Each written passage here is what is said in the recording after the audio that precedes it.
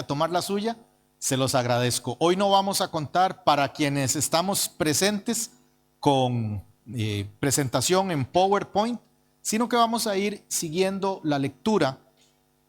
Vamos a hacer este estudio de hoy, lo vamos a llevar en una forma, se llama sistemática, versículo por versículo, en cascada. Y vamos a ver si el tiempo nos permite terminar el texto, que sería terminar en el versículo 12. Si el tiempo no nos permite llegar hasta el versículo 12, pues terminaremos en el versículo 8. Vamos a tratar de llegar por lo menos al versículo 8.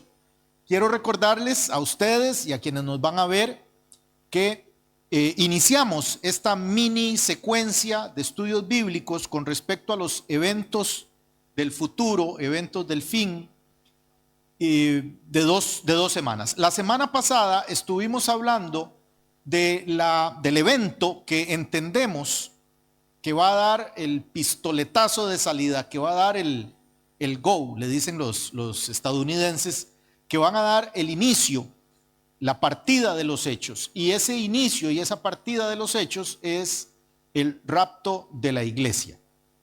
También el apóstol Pablo lo menciona en su primera carta a los tesalonicenses, capítulo 4, versículo 17.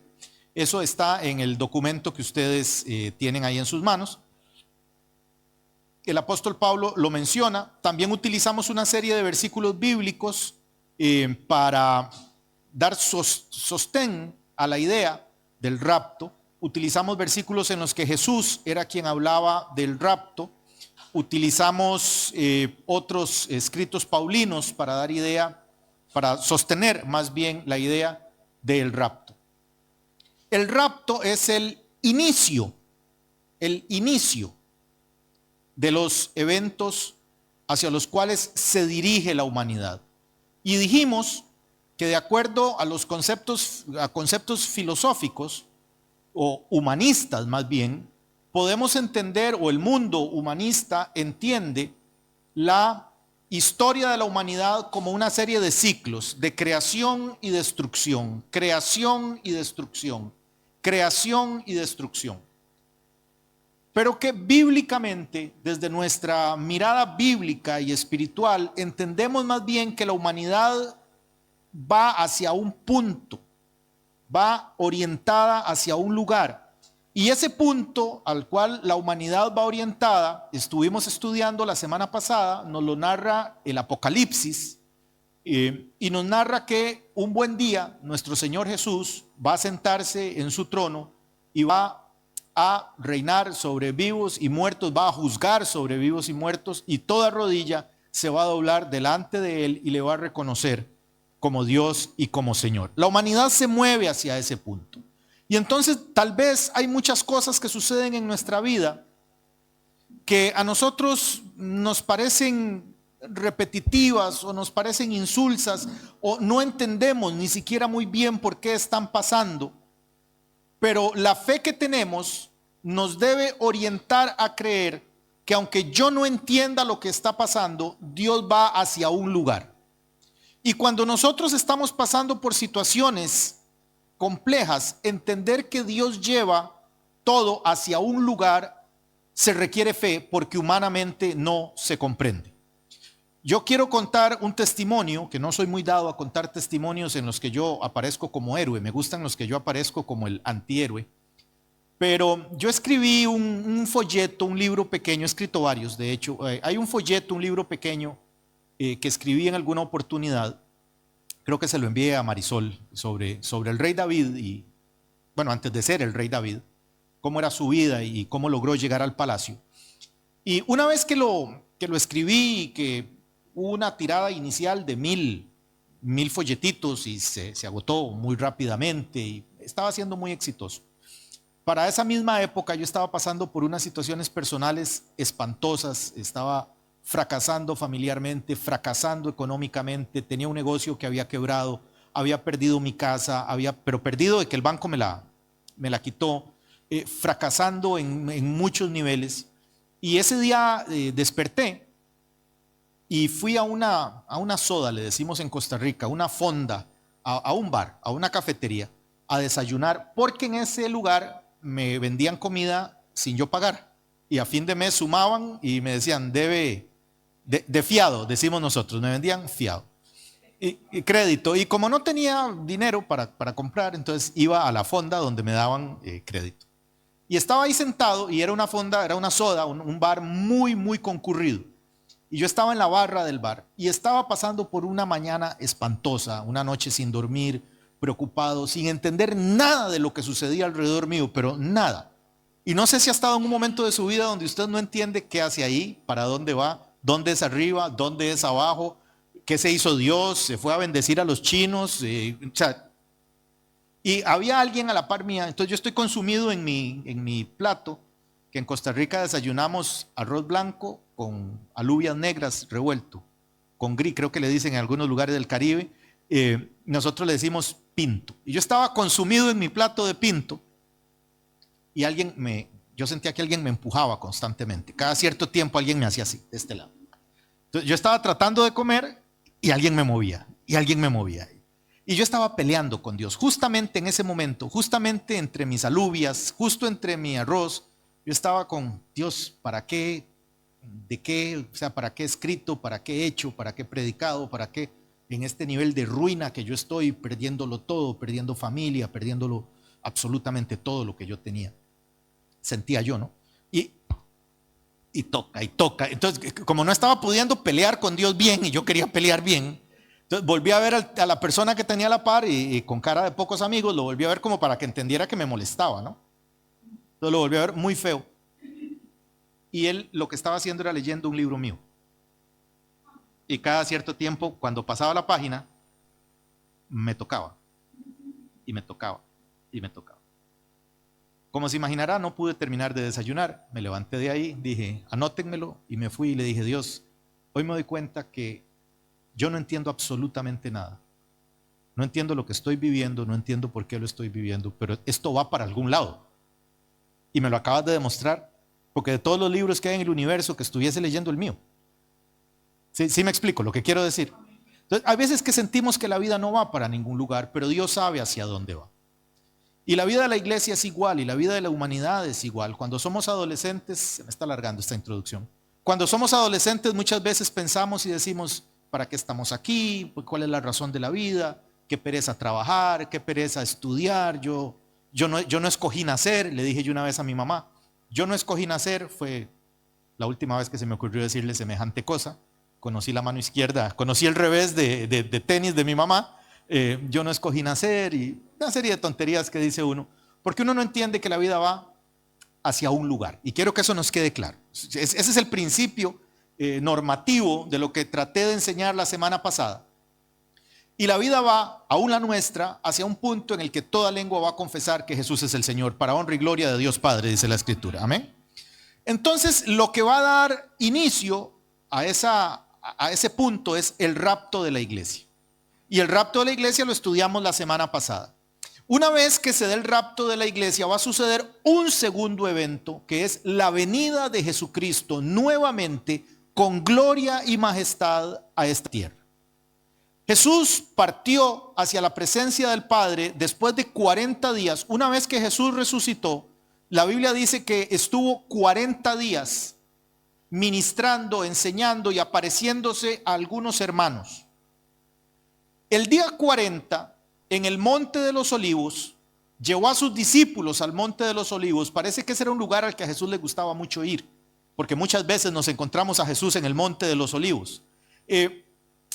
Jesús lleva a sus discípulos ahí y dice la Escritura, nos lo cuenta en el Evangelio según Mateo, lo puede usted leer, son los últimos versículos del Evangelio de Mateo, que de ahí Jesús fue ascendido, ascendió a la diestra del Padre, y que los discípulos se fueron muy gozosos, porque ellos creían que Jesús volvía a por ellos, porque Él se los dijo, y quedaron unos ángeles ahí, les dijo, varones galileos, ¿qué estáis mirando? A ese Jesucristo que sube al cielo, en esa misma nube va a descender.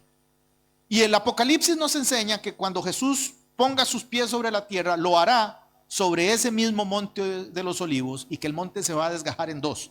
Van a pasar una serie de elementos muy interesantes, los cuales estaremos estudiando, si Dios así nos lo permite, a partir del 14 de enero.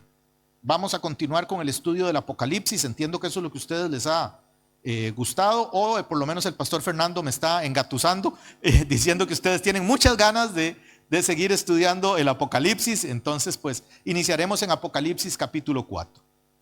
Hoy vamos a estudiar ese segundo evento, vamos a estudiar la segunda venida del Señor. Y para estudiar ese evento, que es el segundo, vamos a referirnos a la carta del apóstol Pablo, la segunda carta del apóstol Pablo a los tesalonicenses, capítulo 2. Y eso es lo que ustedes tienen en su mano. Yo hoy hice el enorme sacrificio de imprimir esto para ustedes. ¿Cómo me sacrifico yo montones por ustedes? Y vamos a leer, vamos a detenernos, comentamos y avanzamos. Dice, pero con respecto, bueno, todavía no puedo comenzar a enseñar, todavía me falta más para la introducción. ¿Qué pasa? ¿Qué nos dice el contexto? Nunca se debe estudiar un pasaje bíblico sin tratar de entender cuál es el contexto en el que se desarrolla. Cuando usted estudia la Biblia, y como esto es un estudio bíblico, voy a contarles algunos detalles que yo creo que son importantes. Cuando usted estudia la Biblia, debe acercarse con humildad, debe acercarse con devoción, debe acercarse pidiéndole al Espíritu Santo que le abra los ojos y el entendimiento. Pero en nuestras capacidades humanas debemos acercarnos al texto como periodistas. Los periodistas, cuando van a hacer una nota periodística, hay una serie de preguntas que ellos hacen, y todas las preguntas que los periodistas hacen giran en torno a quién, cómo, cuándo, por qué. ¿Quién, cómo, cuándo, dónde, por qué? Se llaman preguntas informativas, porque todas las respuestas a esas preguntas nos van a dar un montón de información sobre el hecho puntual de lo que está sucediendo. ¿Sí me estoy explicando? Ok, al texto hay que preguntarle, por qué, cómo, quién, cuándo. Y entonces tenemos que preguntarle a este texto que vamos a estudiar, ¿por qué? ¿Por qué Pablo escribió esta carta? ¿Y a quién le escribió Pablo esta carta? ¿Y cuándo le escribió Pablo esta carta? Se la escribió más o menos en el año 50, 55, 57. ¿Y por qué la escribió? Pablo escribe esta carta porque los hermanos en la iglesia de Tesalónica estaban pasando por una serie de tribulaciones tan tremendas, tan fuertes, tan enormes, unas tribulaciones que incluían hermanos que habían muerto, tribulaciones que incluían hermanos en grandes y gravísimos problemas. Y entonces los hermanos, dentro de toda la problemática que estaban viviendo, llegan a una conclusión, y la conclusión a la que llegan es que están viviendo la gran tribulación. ¿Ha oído ese concepto, esa frase en algún momento? ¿Sí? Que va a ser el reinado del anticristo sobre la tierra. Los hermanos, imagínense qué calidad de problemas estaban viviendo, que ellos llegan a la conclusión de que es que el anticristo, que el rapto ya pasó y que ellos se quedaron, número uno, y llegan a la conclusión que es que el anticristo ya está gobernando y que ellos están bajo una condenación satánica terrible. Entonces Pablo les escribe una carta para, otra vez vamos con las preguntas, ¿para qué escribe la carta? Para consolarlos. Y esto quiero que nos quede claro. Cuando hablamos de la venida del Señor, cuando hablamos del gobierno de Cristo, cuando hablamos de la tribulación y la gran tribulación, cuando hablamos del rapto, no lo hablamos para que nos sintamos atemorizados, sino lo hablamos para que en nuestro corazón haya consolación de decir y saber y entender que el Señor al que nosotros le servimos tiene absolutamente todo bajo control. Y eso es fácil de decir cuando la estás pasando bien, pero hay amenes que cuestan lágrimas cuando la estás pasando mal. ¿Sí me explico?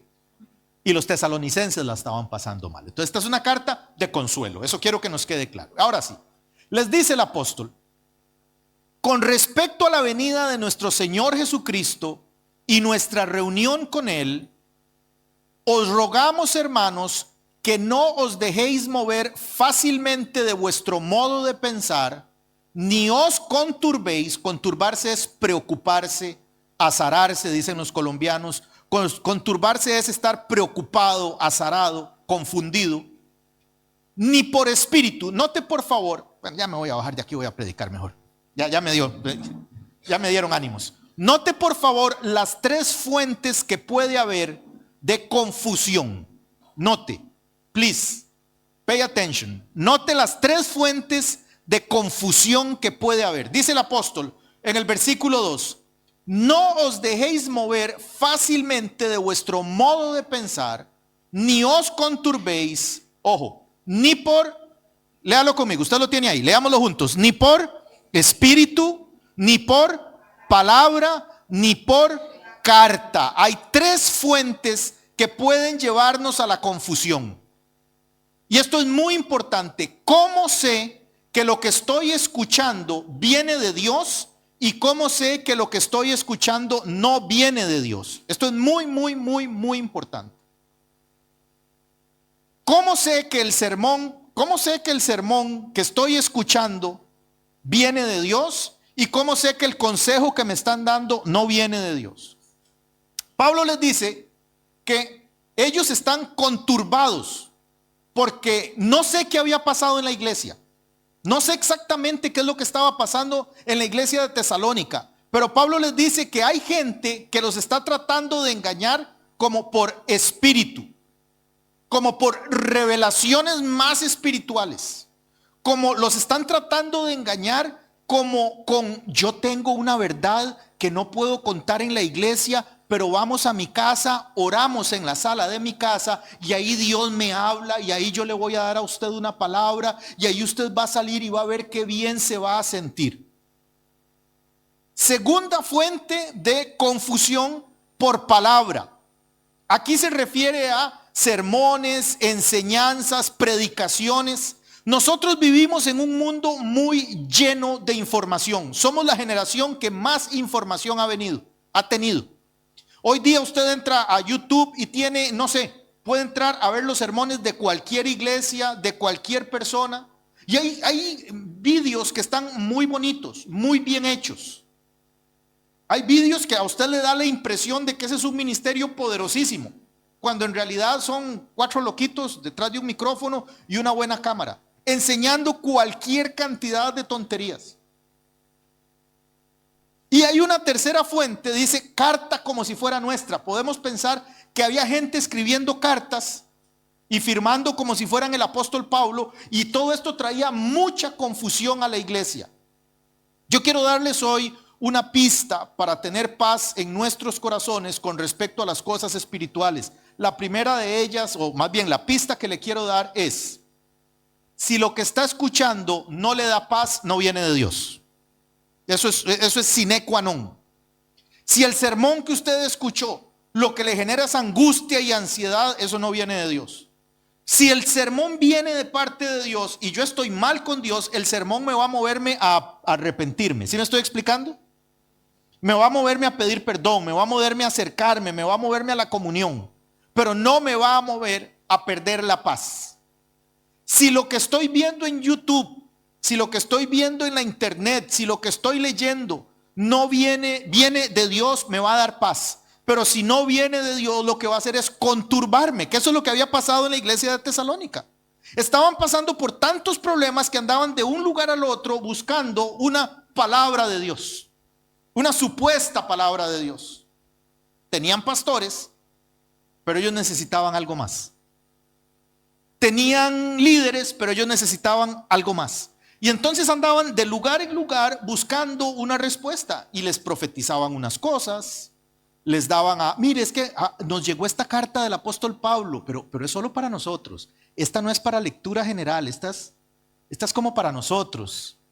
No sé si me estoy explicando más o menos la noción. Y el apóstol dice: muchachos, eso los está llevando a confusión. Entonces Pablo apela a la esperanza en los creyentes. Pero primero, y antes de explicarles por qué es que el Señor no ha venido, lo primero que hace es sentar las bases de por qué están confundidos. Entonces yo le quería decir hoy, pensando en esto, que lo primero es que si no me da paz, no viene de Dios. Y lo segundo que le quiero decir es que como cuando yo en Costa Rica trabajo en una clínica médica. Yo soy el psicólogo de la clínica. Hay urólogos, hay fisioterapeutas, hay neurólogos, hay vascular periféricos, los de las venas, hay muchos tipos de doctores. Y yo soy el psicólogo de la clínica. Ahorita estoy con un permiso de ellos, puedo estar aquí. Al volver tendré que volverme a reintegrar a trabajar. Pero una cosa interesante es que yo he aprendido mucho de medicina sin ser doctor por estar a la hora del café orejeando. Y una cosa es que cuando llegan pacientes que han ido a donde muchos doctores y no encuentran solución, los mismos doctores nuevos, los de la clínica de especialidad donde yo trabajo, les dicen: mire, lo primero que le quiero decir es que suspenda todos los tratamientos que está tomando y vamos a empezar desde cero. Yo creo que a veces espiritualmente también estamos confundidos porque tenemos mucho tipo de pastillas, que tomamos una de aquí, otra de allá, otra de este lado, el consejo que me dio la señora, el consejo que me dio la vecina, el consejo que vi en YouTube, lo que predicaron el domingo en la iglesia, y termino tomando tantas cosas que a veces unas combaten en contra de las otras y termino bloqueando mi sistema. Entonces, no se conturben, no se engañen. Versículo 3. E insiste el apóstol en decir la palabra engaño. Yo quiero que usted por favor preste atención a esto. Hay un problema espiritual ahí, hay un problema de confusión. Dice, versículo 3, nadie os engañe en ninguna manera, porque no vendrá, aquí está hablando el Señor Jesús, no vendrá sin que antes venga la apostasía y se manifieste el hombre de pecado, el hijo de perdición. Usted puede anotar ahí el anticristo. Y puede anotar ahí Apocalipsis capítulo 13. Eso lo vamos a estar estudiando el otro año, si Dios lo permite. Apocalipsis capítulo 13. Dice el apóstol Pablo que el Señor no va a volver, porque eso es lo que los tesalonicenses creían. Los tesalonicenses creían que el Señor ya había vuelto, que se había llevado a la iglesia y que ellos estaban ya viviendo la época del anticristo. Estaban viviendo la gran tribulación. Y el apóstol les dice, no se dejen engañar, eso no ha pasado. La iglesia no se ha ido, aquí están ustedes y aquí estoy yo. Y el Señor no va a venir hasta que no se manifieste el hombre de pecado, el hijo de perdición. Y Pablo les aclara que la gran tribulación no va a suceder sin dos eventos previos. Estos eventos son, y los separa, dice, el primero de ellos, antes de que venga el anticristo, es la gran apostasía, ahí está anotado. Y el segundo de ellos es que se manifieste el hijo de pecado. Antes de que Cristo vuelva al monte de los olivos y ponga sus pies sobre el monte de los olivos y el monte se desgaje en dos y ejecute su juicio sobre naciones y ejecute su juicio sobre el anticristo y ejecute su juicio sobre la serpiente misma, la serpiente antigua que se llama Satanás. Antes de que Jesucristo ejecute todo eso, van a pasar dos cosas. Número uno, va a haber una gran apostasía. Y número dos, va a manifestarse el hombre de pecado. Entonces ya podemos ir uniendo puntos. Iglesia linda, el primer punto, el punto de partida, hemos dicho que es el rapto de la iglesia. ¿Estamos de acuerdo con eso? Lo estudiamos hoy hace 8 días. El segundo punto del cual podemos hacer una línea. Cuando yo era niño, mi papá me compraba unos libros en los que venía el dibujo, pero incompleto. Había que ir uniendo líneas. Y al final, cuando terminabas de unir todas las líneas, decías, uy, una casa, un árbol. Bueno, así estamos hoy. El primer punto lo estudiamos hoy hace 8 días y el primer punto tiene que ver con el rapto de la iglesia. Y nos explicó el Señor que la única señal que iba a haber antes del rapto de la iglesia era que, como en los días de Noé, que la gente se casaba y se daba en casamiento, así iba a ser en los días de la venida del Hijo del Hombre. ¿Recuerdan eso? Y dijimos que no hay nada malo en casarse, que no hay nada malo en comer y que no hay nada malo en beber. Que ahí lo que se refiere es que era una generación marcada por el egoísmo. Entonces, en la medida en la que nosotros veamos nuestra sociedad orientándose al egoísmo, digamos, el rapto está más cerca hoy que ayer. Primer punto de partida. El siguiente punto con el que podemos unir es la gran apostasía. ¿Qué significa la palabra apostasía? Esto es un estudio bíblico, entonces usted puede gritarme. ¿Qué significa la palabra apostasía? ¿Alguien tiene una idea de qué es apostasía? Amén, John. Alguien que conoce algo lo abandona. Que lo abandona, que abandona lo que ha creído. Alguien que conoce la verdad de Dios, pero la abandona. Eso es un apóstata. Alguien que ha sido lavado por la sangre del Cordero, perdonado por el Padre, restaurado por el Espíritu Santo, y que un buen día dice: hombre, qué pereza ir el domingo a la iglesia. Otra vez viene a predicar el costarricense con el acento ese raro. Otra vez viene el cantante que canta en ucraniano. Otra vez viene, sí, comienza a darle la morriña. Y comienza a hacerse a un lado. Entonces va a haber en la historia de la humanidad primero el rapto de la iglesia y después de eso una gran apostasía. Claro, y hay una razón por la cual va a haber una gran apostasía. Y es que el Espíritu Santo que está en la iglesia se va a haber ido. Va a haber una gran apostasía. Y el segundo evento, el tercer evento más bien, que va marcando la figura, es que después de la gran apostasía va a manifestarse el hombre de pecado.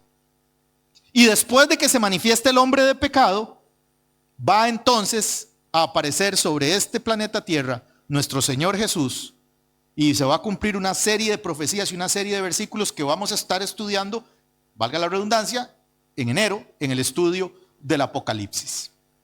Vamos entonces al versículo 4. Y explica ahora el apóstol unas cosas con respecto al anticristo. El apóstol Pablo explica algunas cosas con respecto al anticristo. Y dice: ¿cómo es el hombre de pecado? Y explica el apóstol, dice: el cual se opone y se exalta a sí mismo. Recuerda que hemos estado hablando del egoísmo. No te ve una característica de la personalidad del anticristo. ¿Qué hace el anticristo? Se exalta a sí mismo. Esa es la calidad máxima de egoísmo. El cual se opone. No sé si recuerdan hace unos meses que yo estaba predicando y que le pedí a Jorge y a Michelle que pasaran al frente y que yo pregunté que si ustedes sabían qué significaba la palabra diablo, Satanás. ¿No lo recuerdan? ¿Y qué significaba diablo y Satanás? Opositor, el que se opone. Vea que aquí una vez más, versículo 4. La Biblia es un libro hermoso porque ella se sostiene a sí misma. Sus verdades se sostienen a sí mismas. El anticristo claramente está insuflado, está Satanás en su esencia. Y como Satanás es el opositor, eso significa esa palabra, vea lo que hace el anticristo, versículo 4. ¿Qué hace él? ¿Cuál es su naturaleza? Oponerse. El cual se opone y se exalta a sí mismo, egoísmo, sobre todo lo que se llama Dios. Se me parece tanto a algunas naciones europeas. Se me parece tanto a algunas tesis político, filosófico. De Dios no hay que hablar porque ofende. Del Dios nuestro no hay que hablar porque ofende. Podemos aceptar los dioses de cualquier otra cultura, pero el de la nuestra, Este país donde nosotros vivimos parece que se olvidó que esto era un país católico. Aquí lo que uno menos ve son símbolos de catolicismo, excepto las catedrales que en realidad son museos. Las catedrales aquí son museos. Se opone a todo lo que se llama Dios. Y ahorita vamos a ver alguna cosa interesante con esto. O es objeto de culto, tanto que se sienta en el templo de Dios como Dios, haciéndose pasar por Dios. Entonces Pablo nos da unas características para que conozcamos cuál es la naturaleza de este ser inmundo, para que conozcamos cuál es la naturaleza de lo que nosotros conocemos anticristo. Y anticristo es una palabra formada por dos vocablos en griego: anti y Cristo. ¿Ustedes saben qué significa Cristo? Nosotros que hablamos tanto de Jesucristo y el Cristo, ¿qué es Cristo? El ungido. Cristo significa el ungido, el escogido. Y anti es una partícula en griego que es igual que en español, antes. Entonces, el anticristo lo que significa es que va a aparecer antes de Cristo. Pero en griego la partícula anti también significa en contra. Antigripales. ¿Ha oído lo que es un antigripal? Antiviral. Bueno, en realidad se llama retroviral, pero bueno, anti, en contra, anti, antes. Entonces el anticristo, al igual que lo que el apóstol nos está enseñando en el versículo 4, reúne esas características. Reúne la característica número 1, que se opone a todo lo que se llama Dios. Vivimos en una cultura, aquí en Europa, en la que cada día menos de Dios aparece. Cada día más humanista. Somos una cultura más humanista. Somos una cultura que cada día se exalta más a sí misma y a sus propios valores. Cada día. Esto yo lo he dicho aquí en otras oportunidades. E inclusive nosotros como iglesia debemos prestar mucha atención. Aquí en España, casi todas las iglesias bautistas que yo conozco, y yo tengo 11 o 12 años de venir a predicar a España, en Madrid, aquí, en otros lugares, desde hace muchos años yo noté que las iglesias bautistas casi todas tienen reparto de alimentos. Y nosotros tenemos que prestar mucha atención a no caer en un fenómeno humanista. Esto lo puede anotar por ahí y decir, voy a estudiar esto y voy a prestar atención. Debemos cuidarnos mucho de no caer en un fenómeno humanista que se llama el buenismo. Dios a nosotros no nos llamó a ser buenos. Dios a nosotros no nos llamó a ser buenos. Creí que iban a decir amén. Dios a nosotros no nos llamó a ser buenos. Dios a nosotros nos llamó a extender el reino de los cielos. Entonces, si hay reparto, la gloria sea para el Señor. Y si no hay reparto, la gloria sea para el Señor. Sobre eso no nos va a juzgar Dios. Quiero que lo tenga claro. A nosotros lo que se nos va a pedir cuentas es cómo estuvo, mijo, usted con respecto a la extensión del reino. No cómo estuvo usted, mijo, con respecto a la repartición de cajas. Debemos de prestar mucha atención a no caer en el buenismo. No digo que estemos ahí. Precisamente digo, debemos prestar atención a no caer en el buenismo. Y yo sé que todos agradecemos. Una cosita aquí, una cosita allá, todos le agradecemos. Pero debemos recordar la razón de ser de la iglesia. El cual se opone y se exalta a sí mismo. Esa es otra característica. Está insuflado de egoísmo. Aquí en España, yo, bueno, no he visto llover todavía. No he estado en primavera, que es cuando llueve, aquí en Valencia. Pero aquí hay sapos. Sapos. Grandes, pequeños. ¿Cómo son? Los sapos, usted no sé si ha notado que además de feos, no tienen ninguna otra arma. Los sapos no tienen ningún arma, no tienen cuernos, no tienen dientes, no patean, no hacen nada los sapos. O sea, en realidad, aparte de feos, no hacen nada. Pero tienen una técnica y es que los sapos se inflan para pelear, para que el otro sapo crea que él es grandísimo, que es poderosísimo, que es un sapo muy poderoso. Pues hay que prestar mucha atención cuando alguien se exalta a sí mismo. Puede estar operando bajo el espíritu del sapo inflado. Y se exalta a sí mismo sobre todo lo que se llama Dios o es objeto de culto. Tanto que se sienta en el templo de Dios, primera parada. Tanto que se sienta en el templo de Dios. ¿Cuál templo de Dios? ¿Cuál templo de Dios? Vamos, iglesia, estamos estudiando. ¿Cuál es el templo de Dios? Nosotros. Para los judíos, por ejemplo, el templo de Dios está en Jerusalén. Aquí vamos a dejar unos goteitos, unos rasgos teológicos. Usted ha visto como cuando en una camisa negra lamentablemente le caen unas gotas ¿cómo dice? De lejía. Y usted dice, uy, aquí cayó una gota. Bueno, yo voy a dejar caer unas gotas en algunos conceptos que nosotros tenemos. Primer concepto, el único, diga conmigo, único. Ora por nobis. Único, único. Eso, con ganas de vivir. Único. El único templo que Dios acepta que se llame templo es el de Jerusalén. Esto no es un templo. Pero ¿cómo, pastor? Si claro, es el templo de la iglesia. No. Usted y yo le podemos decir templo, le podemos decir catedral, le podemos decir como usted y yo querramos, basílica, le podemos decir como usted y yo querramos. El único templo, cada vez que en la Biblia aparece la palabra templo, se refiere al de Jerusalén. Punto final. Café con tamal. Aquí sería café con coca. Punto final.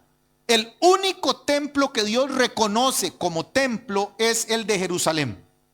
Una vez que Cristo muere en la cruz y se levanta de los muertos, hay una nueva revelación, hay una nueva dispensación para nosotros. Esto se llama la dispensación de la iglesia. Y en esta dispensación Dios no habita en templo hecho de manos, sino que nosotros como piedras vivas, dice el apóstol Pedro, estamos siendo edificados y nosotros somos el templo de Dios. Ahí sí estamos de acuerdo, ¿cierto? Nosotros somos el templo de Dios. Pero en virtud de los edificios, el único templo que Dios reconoce como templo es el de Jerusalén. Y entonces aquí ya se nos pone interesante este concepto, porque en el año 70 de nuestra era, después de Cristo, las tropas romanas de un general romano que después llegó a ser emperador, que se llamó Tito Flavio Vespasiano, tomaron la ciudad de Jerusalén. Y como cosa curiosa, un dato importantísimo, no importa que hoy tardemos un poquito más, un dato importantísimo es que Tito, cuando tenían rodeada Jerusalén, dio orden a sus tropas y les dijo: destrúyanlo todo, hay permiso de pillaje, hay permiso de lo que usted agarre sea suyo, excepto el templo. No toquen el templo donde los judíos adoran. Dejen el templo de pie y no lo toquen. Lo que haya dentro del templo lo dejan quieto y el templo lo dejan quieto. Entran las tropas romanas en el año 70, toman la ciudad y dentro del pillaje se comienzan a encontrar no solo oro, no solo plata, no solo piedras preciosas, no solo gente para esclavizar, sino que empiezan a encontrarse jarras de vino. Y los soldados, locos de poder, locos de ira, comienzan a tomar vino y ahora están locos de poder, locos de ira y ciegos de vino. Y uno de ellos iba por la noche con una tea ardiendo, tropezó cerca del templo, se inició un incendio que quemó las maderas que tenían decenas, si no cientos de años de estar secas. Comenzaron a arder también los telones, las cortinas. Comenzó a arder todo lo que había en el templo y se creó un incendio de tal magnitud que las piezas de oro del templo comenzaron a derretirse. Y el templo se cayó sobre sí mismo una parte. Y entre las piedras, entre las sisas, comenzó a correr oro líquido, claramente derretido. Horas, días después quizá, cuando los soldados se dieron cuenta que ahí había oro y que de por sí ya lo habíamos destruido, aunque no lo habían prohibido, comenzaron a desmontar todas las piedras del templo y se cumplió aquella palabra profética dada por Jesús 30 y algo de años antes, cuando dijo: he aquí os digo que de este templo no va a quedar piedra sobre piedra, para que los romanos se pudieran llevar el oro. Y desde el año 70 de nuestra era, después de Cristo, no hay templo en Jerusalén.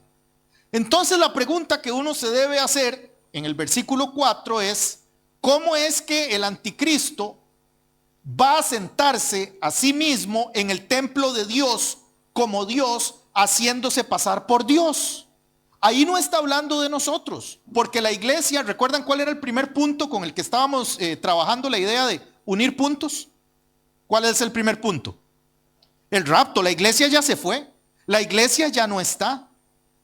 Entonces no puede estarse refiriendo a nosotros como templo de Dios, sino que tiene que referirse a que de alguna manera muy impactante, de alguna manera extraordinariamente impactante, ahí donde está la mezquita de Omar, ahí en la plaza de las mezquitas en Jerusalén, algo va a pasar, hermano y hermana, algo va a pasar y eso va a ser borrado de ahí y la comunidad judía va a volver a tener templo en Israel. Y eso es, permítame decirle que eso va a ser impactante. Va a ser tan impactante que yo casi le doy gracias a Dios de que no voy a estar aquí. No sé si nosotros aquí, quienes nos ven o nos van a ver después, qué pena sonar un poco jactancioso, pero quienes hemos estado en Europa el año pasado y este año, mientras en Israel había guerra contra Gaza, pudimos ver la cantidad de movimientos anti-Israel que hubo aquí en Europa. De hecho, ya se firmó la paz y todavía la semana pasada hubo una manifestación anti-Israel. Justo aquí en las paredes de enfrente de la iglesia hay varias pintadas que dicen paren el genocidio contra Gaza, o una serie de imbecilidades que solo, imbéciles dicen, porque eso no es así. Donde yo vivo en Torrente, por todo lado está pintado, paren el genocidio, paren el genocidio. Esto por una lucha con Gaza.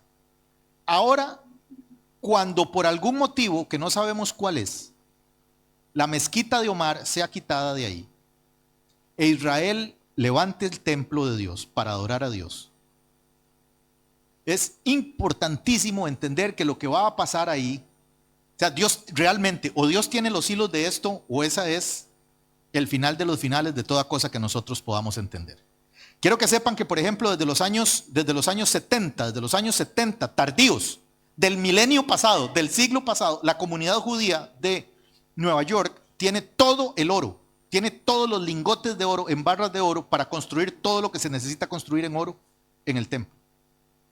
Aparentemente, dicen los estudiosos que saben, que es muy posible que precisamente una de las cosas que vaya a catapultar al anticristo, al gobierno mundial, a la influencia mundial, es que va a lograr un verdadero y real acuerdo de paz entre Israel y los países árabes. Los países que rodean a Israel, por ejemplo, ni siquiera consideran a Israel un país y se refieren a Israel como la entidad sionista. No se refieren a Israel como el país de Israel, sino como la entidad sionista. Y como cosa curiosa y lamentable, precisamente uno de los países en Europa que más está llevando la batuta en contra de Israel, ¿saben ustedes cuál es? Aquí donde Dios nos tiene viviendo a nosotros. Este año España está boicoteando el festival de Eurovisión porque Israel va a cantar ahí. O sea, ya es que ni cantar. Ya no me imagino lo demás. Entonces, de alguna manera que nosotros no entendemos, van a pasar varias cosas que no sabemos exactamente cuáles son. Vamos a entrar más en esos detalles en enero cuando estudiemos el libro del Apocalipsis. Espero que estén motivadísimos para estudiar Apocalipsis. Sí, están motivadísimos.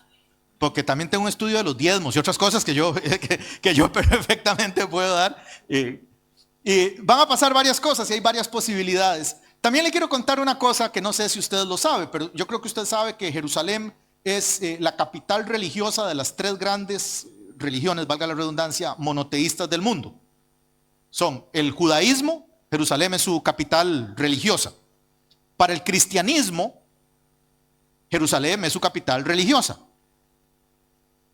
Usted sabe cuántos evangélicos van y se bautizan en el Jordán y después de haber sido bautizados van y se vuelven a bautizar. Yo no creo en eso.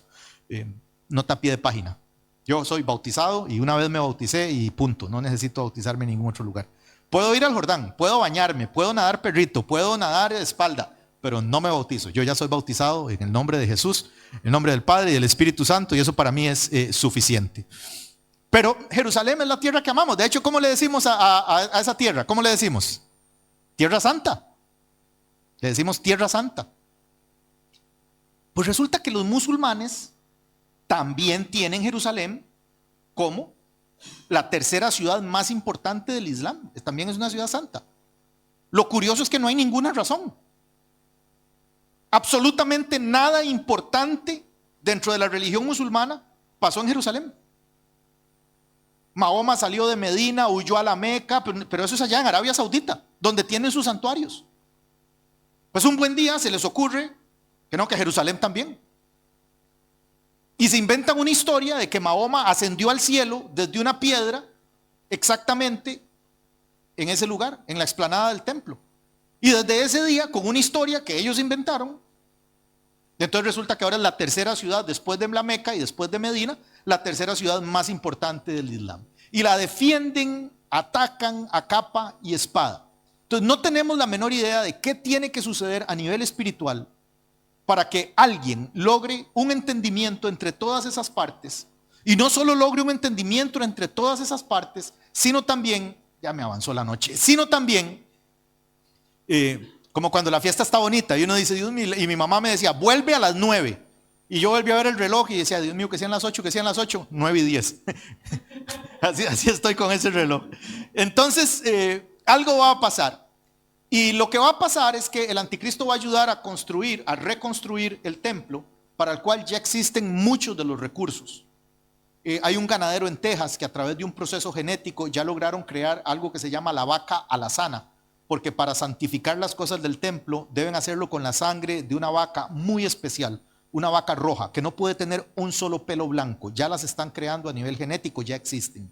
La comunidad judía de Nueva York, desde los años 70 tiene todo el oro que se necesita. Eso es nada más que les digan, mándenlo, y eso empieza a llegar en las piezas y en las maneras que se necesitan.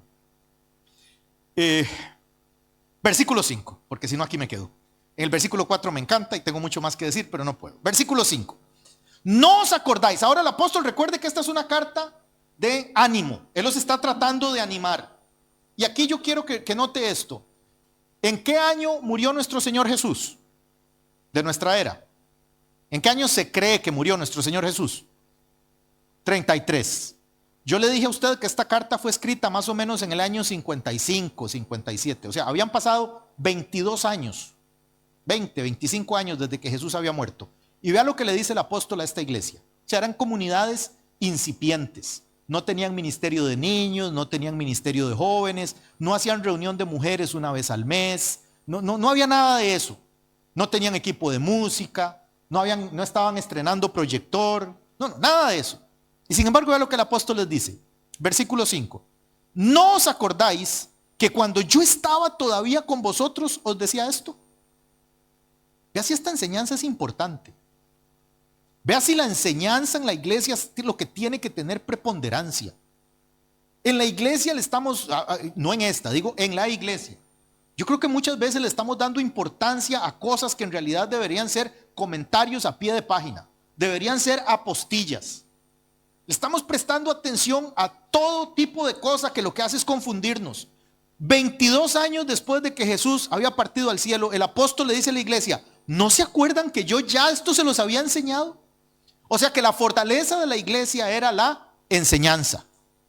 La fortaleza de la iglesia no era su grupo musical, y ojalá que tengamos uno de los mejores de Picassent y de Valencia. La fortaleza de la iglesia no eran su sistema de audio y video, y ojalá que tengamos de los mejores que Dios nos permita tener. La fortaleza de la iglesia no era su buenismo, no era su programa para repartir comida. La fortaleza de la iglesia era única y exclusivamente su enseñanza. Y por eso estas iglesias, a pesar de las tribulaciones, a pesar de los problemas, a pesar de la persecución y a pesar de la escasez, conquistaron el mundo. Porque estaban muy bien enseñadas. Pablo apela a la enseñanza. Y nosotros como iglesia debemos apreciar la enseñanza, amar la enseñanza. Le decía, la Biblia hay que estudiarla. Iglesia linda, yo he venido aquí, en realidad yo venía a descansar, yo venía de vacaciones y yo no entiendo cómo estoy aquí todavía engatusado de esta manera. Pero más allá de lo que yo haga, también tenemos al pastor Fernando, también tenemos otros pastores que nos enseñan, también las chiquillas tienen el ministerio de mujeres que una vez al mes se reúne y también se les predica y se les enseña. Debemos aprender a estudiar la palabra y no ser oidores olvidadizos. Usted no puede confiar en mí. ¿Usted a mí de qué me conoce? ¿De qué me conoce usted a mí? Yo le digo que tengo casi 28 años de ministerio. ¿Usted cómo sabe que eso es cierto? Yo a usted le puedo contar que una vez subí al cielo y que vi al Señor y que me dio una profecía. Y si ustedes son nuevos en la fe, ¿sabe qué va a hacer? Aplaudir. Y si les pido una ofrenda hasta me la dan quizá.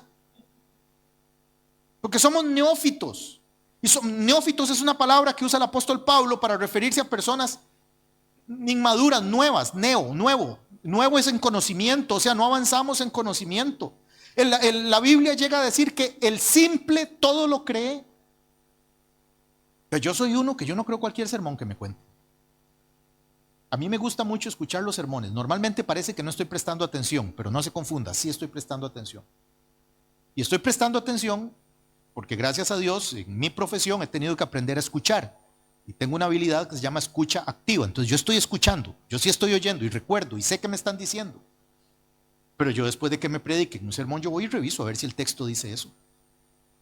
¿Cómo es que usted, imagínense que hay gente que ha venido a estudios de los que yo doy sin Biblia? ¿Cómo saben que lo que estoy leyendo es cierto?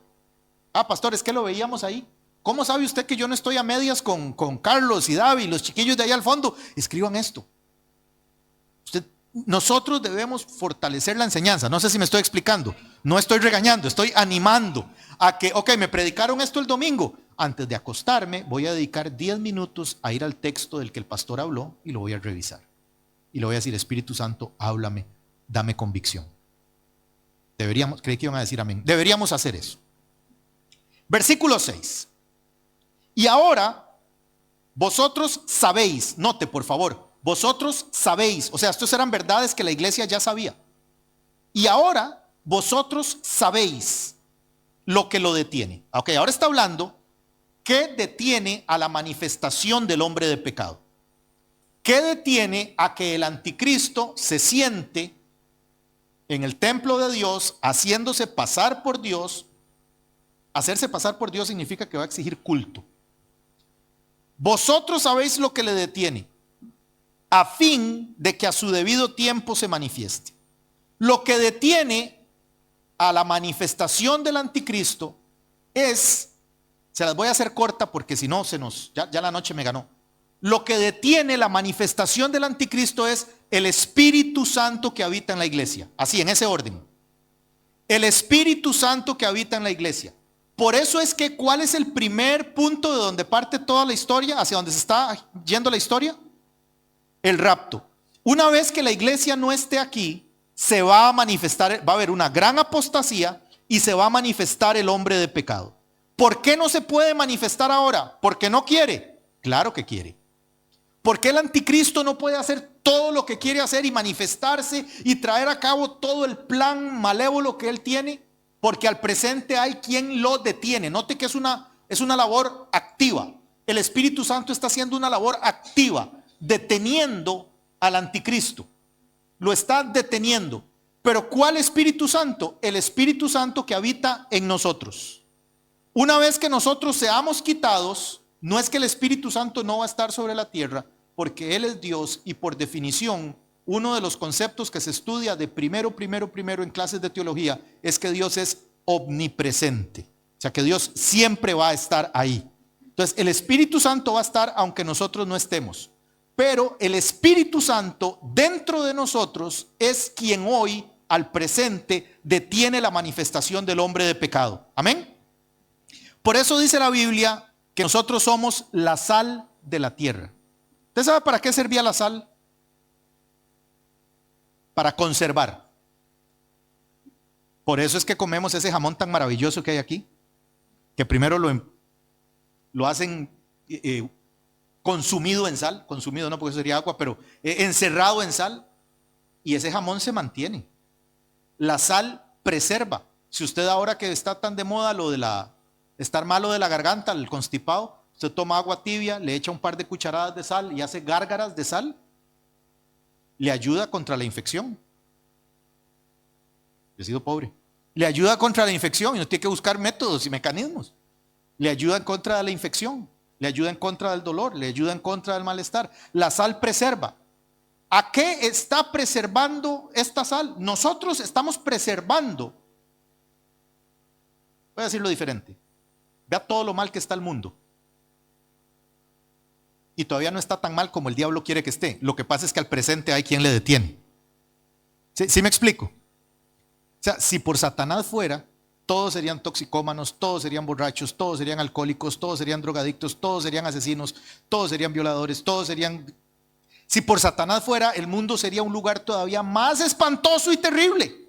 Pero al presente hay quien le detiene. Ese es el poder de la iglesia. Iglesia linda, nosotros somos más que una coquetería. Nosotros somos más que, cuando yo digo iglesia linda, me los imagino a todos vestidos de fallera. Todos lindos, así, todos guapos, todos coquetos. Vamos a hacer un día el culto del culto de las fallas, el culto de fallas. Nosotros no solamente somos 4 loquitos que vienen a Verónica a orar hincada y otros sentados y otros de pie. Nosotros no solamente somos 10 loquitos que vienen y que a veces venimos tan cansados que nos sentamos al estudio bíblico y nos dormimos. Hoy estoy sorprendido, todos se han quedado despiertos. Hay miércoles que he tenido a la mitad dormida. Nosotros no solamente somos un grupo de personas muy buenas que hemos caído en el buenismo humanitario y que repartimos unas cajitas todos los días y que somos muy buenos. Nosotros somos la sal de la tierra, sal que preserva el Espíritu Santo en nosotros. Hermano, nuestra familia, los que no son, usted tiene familia que no es creyente, que no le ha dado su vida al Señor. Su familia todavía no está tan mal como el Satanás quiere que estén, y es porque usted ora por ellos. Porque usted es sal. ¿No sabéis que al presente hay quien le detiene? Lo que le detiene es una fuerza impresionante, es una persona extraordinaria, y es el Espíritu Santo de Dios en la iglesia, que evita que el hombre de pecado se revele completamente. Y en el versículo 7 dice algo en lo que yo quería invertir mucho tiempo, pero ya son las 8. Voy a ver cómo lo logro. Dice, porque ya está en acción. Estamos en el año 2025 y esto fue escrito en el año 56, 57 de nuestra era. Y en aquellos años, dice el apóstol, porque ya está en acción el misterio de la iniquidad. El misterio de la iniquidad. Y repite algo que ya nos dijo. Solo que hay quien al presente le detiene. ¿Quién le detiene entonces? El Espíritu Santo en la iglesia. Que no se nos vaya legua arriba a decir, yo estoy deteniendo al anticristo. No. El Espíritu Santo en la iglesia es quien detiene la manifestación del anticristo. Hasta que él, vea que está hablando de una persona, o sea, del Espíritu Santo, hasta que él a su vez sea quitado de en medio. Estudiantes míos, ¿cuándo va a ser el Espíritu Santo quitado de en medio entonces? Con el rapto, amén, amén, así me gusta. Conectando ideas, perfecto. Vea que la Biblia se sostiene a sí misma. Pero aquí el apóstol incluye un elemento que dice que se llama el misterio de la iniquidad. El misterio de la iniquidad, y voy a tener que hacerlo corto, es una copia. Satanás es un copión. Satanás no es creador. Esto que les voy a decir ahorita, lamentablemente voy a quemar un sermón muy bueno que quería predicar un día de estos. Pero bueno, ahí voy. Una de las características de Dios es que Dios es creador. Amén. Dios crea. Eso lo sabemos a partir de Génesis 1:1. En el principio creó Dios. La primera revelación que tenemos de la naturaleza de Dios en la Biblia es que Dios es creador. Dios crea. Satanás no crea. Satanás no es creador. Satanás es copiador. Satanás copia. Por ejemplo, nuestro Señor es el león de la tribu de Judá, ¿cierto? La Biblia dice que Satanás anda como león rugiente, buscando a quien devorar. Entonces, el Señor nuestro es el león de la tribu de Judá. Él es un león. Satanás es como león rugiente. Es un copión, él copia. Él es incapaz de crear. Satanás no es creador porque ese es un atributo de Dios. Y entonces aquí el apóstol en el versículo 7 nos dice que ya está en acción el misterio de la iniquidad. El misterio de la iniquidad es una copia de lo que hizo Jesucristo al encarnarse. Yo quiero leerle y por favor anote por ahí, Primera de Timoteo, capítulo 3, ahí a la parcita donde hay el versículo 7. Para que usted tenga cómo estudiar luego y que vaya conectando ideas. Primera de Timoteo, capítulo 3, versículo 16. Para que veamos cómo Satanás lo único que hace es copiar. Porque ya está en acción el misterio de la iniquidad. Solo que al presente hay quien lo detiene. Yo les voy a leer ahora algo que se llama el misterio de la piedad. Está relatado en 1 de Timoteo, capítulo 3, versículo 16. Se los voy a leer. ¿Ya lo anotaron? Para que estemos atentos. Dice: indiscutiblemente grande es el misterio de la piedad. Dios fue, este es el misterio de la piedad. Ahora note, el apóstol va a explicar qué es el misterio de la piedad. Dios fue manifestado en carne. Dios. Jesús no es un buen maestro. Jesús no es un buen tipo. Jesús para los hippies era un hippie que predicaba paz y amor. Jesús para las personas que tienen tendencias socialistas o comunistas dicen que Jesús fue el primer socialista. Jesús es un maestro. Jesús es un hacedor de milagros. No. Jesús es Dios hecho hombre. Que Jesús haya sido un buen maestro a mí no me ayuda en nada. Que Jesús haya sido hippie a mí no me ayuda en nada. Que Jesús haya caminado sobre la mar a mí no me ayuda en nada. A mí lo que salva mi vida es que el misterio de la piedad, el misterio del perdón, el misterio de la misericordia es que Dios fue manifestado en carne. Que Jesucristo es el verbo de Dios, que fue Dios desde el principio y que se manifestó en medio nuestro. Eso es un misterio, dice el apóstol. Eso la mente humana no lo entiende.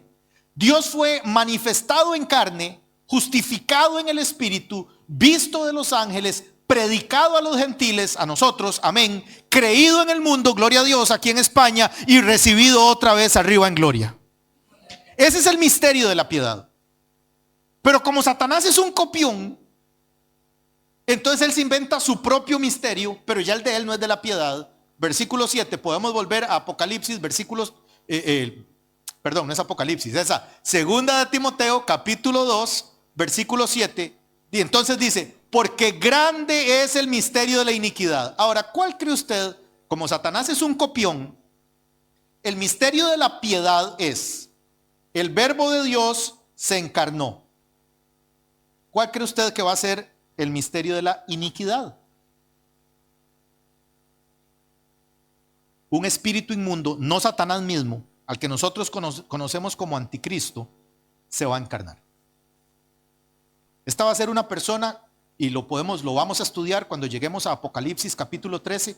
Esta es una persona que va a estar completamente vendida a la voluntad satánica, a la voluntad demoníaca. Esta va a ser una persona con unas capacidades intelectuales extraordinarias, que va a lograr paz por primera vez, paz de verdad, no esta paz de Donald Trump, paz de verdad en Medio Oriente, que va a lograr un acuerdo de formas que nadie tiene idea. No creo que haya un predicador evangélico que se haya atrevido a decir cómo, pero este ser va a lograr que Israel levante su templo en la plaza de las mezquitas. Siempre he creído que en un problema de estos, en un pleito de estos que esa gente tiene cada 15, 22 días, una bomba mal tirada puede caer por ahí y destruir la mezquita. Y es que hay varias, ahí la plaza de las mezquitas, creo que hay dos. Y va a lograr que haya acuerdos que nadie se imagina cómo los va a lograr. Me dan 10 minutos más antes de empezar a orar, porfa. Va a lograr acuerdos que nadie se imagina cómo es que los va a lograr. Al grado que en ese templo que él va a construir para que los judíos, no los israelitas, los judíos adoren a Dios, va a meterse él y va a decir: ya que yo se los construí, ya que yo soy tan guay, ¿por qué no me adoran a mí un ratito? ¿Por qué no me adoran a mí un ratito? Ese es el misterio de la iniquidad. Lo que pasa es que el Espíritu Santo no permite que se manifieste todavía. Hay un estudio bíblico que yo quería dar, pero ustedes no me dejan, ustedes solo quieren que hable de Apocalipsis. Entonces se los voy a dar para que lo estudien ustedes. Ezequiel capítulo 28 e Isaías capítulo 14 nos cuenta una historia, la historia de la caída. O si quieren un día de estos lo estudiamos, o tal vez lo predico un día de estos. Le digo a Fernando que va a predicar de otra cosa y predico de eso. Ezequiel capítulo 28 e Isaías capítulo 14. No me sé las citas exactas, ustedes tienen que estudiar algo también. Porque para lo que me pagan, que les dé también los versículos no se vale. En esos dos textos son profecías contra el rey de Tiro, una de ellas, y la otra por ahí. Isaías 14 y Ezequiel 28. Ahí se nos narra, se nos corre un velo, se nos hace otro apocalipsos, se nos hace un descubrimiento sobre la naturaleza de Satanás. ¿Cuáles han sido sus motivos? ¿Cuál ha sido su deseo? ¿Cuál ha sido su egoísmo? Es impresionante. Y también, digamos, si en Ezequiel 28 nos narra sus motivos, en Isaías 14 nos narra su naturaleza. O al revés, es que no me acuerdo. Pero vaya usted y estudie. Satanás siempre ha querido. En uno de estos textos dice, y tomaré mi trono y lo pondré junto al trono del Señor. En las alturas pondré mi trono. Él siempre ha querido que lo adoren a Él. Él siempre ha querido compartir un poquitito de la adoración satánica. Dicen los que estudian que Satanás en algún momento fue el director de las huestes celestiales, de los coros celestiales, de la música. Porque en uno de estos textos, precisamente en uno de estos textos dice, tus flautas, tus tamboriles estuvieron para ti el día de tu creación. O sea, Él fue creado para dirigir. Él era escudo, querubín grande, protector. Dice, acabado de toda hermosura. Era un ser espectacularmente hermoso, maravilloso, poderoso. Solo por debajo, un escalón de Dios. ¿Por qué por debajo? Porque había sido creado. Y Dios es creador. Todo lo que es creado siempre va a estar por debajo del creador. Y mire que el anticristo lo que va a querer precisamente es ponerse en el templo de Dios, haciéndose pasar por Dios, como Dios. ¿Sabe para qué? Para que lo adoren.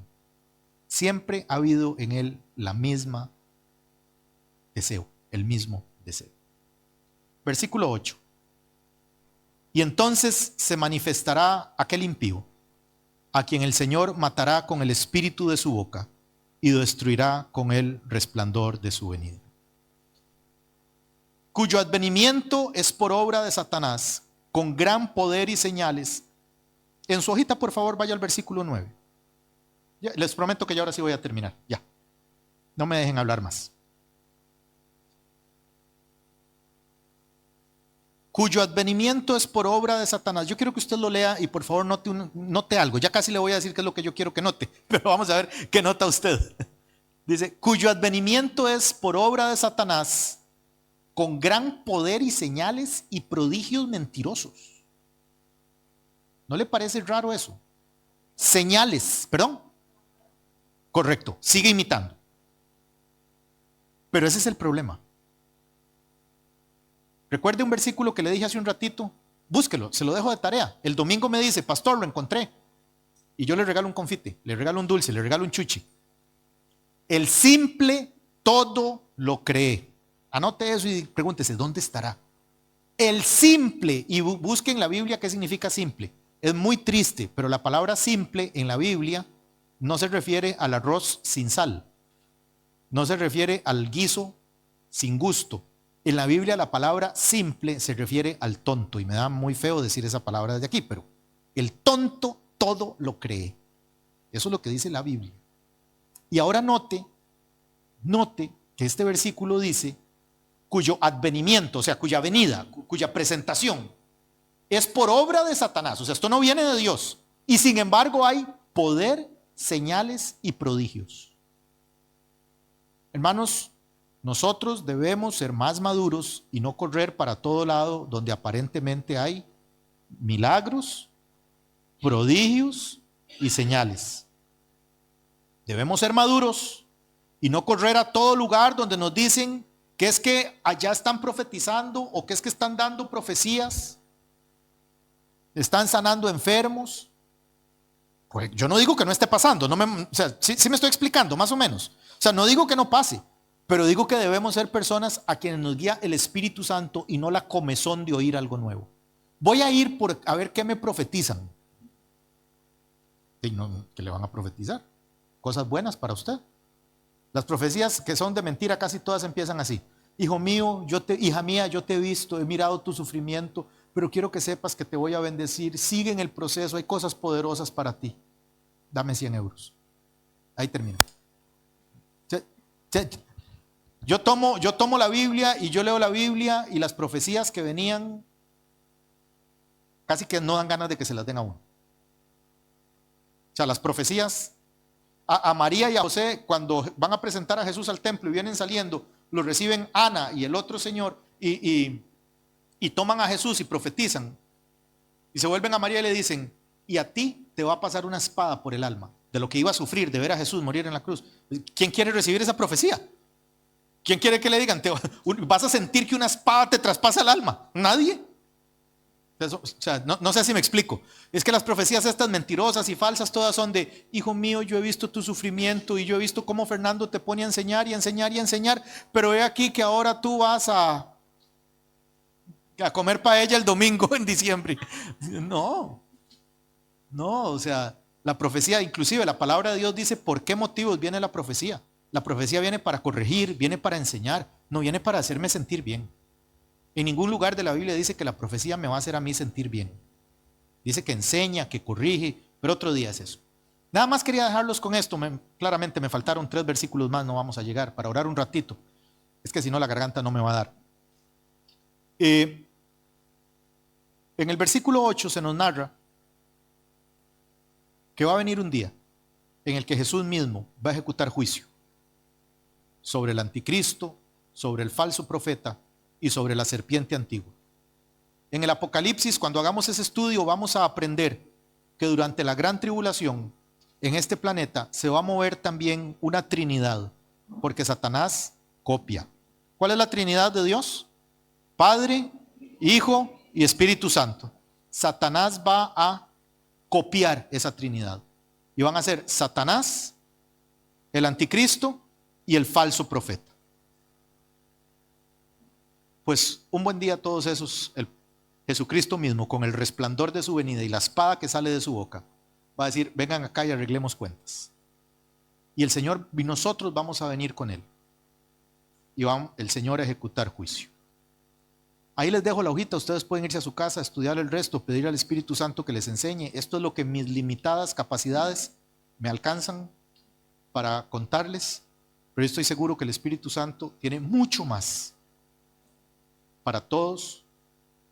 Cuando le decimos, Señor, háblame, si eso le diste al pobre, aquel de Costa Rica, ¿qué no te puede dar a vos? ¿Está bien? Amén. Vamos a orar un ratito, partiendo de una premisa. Esta premisa la aprendimos en el estudio de las 7 cartas al Apocalipsis, y es que el Señor conoce. Amén.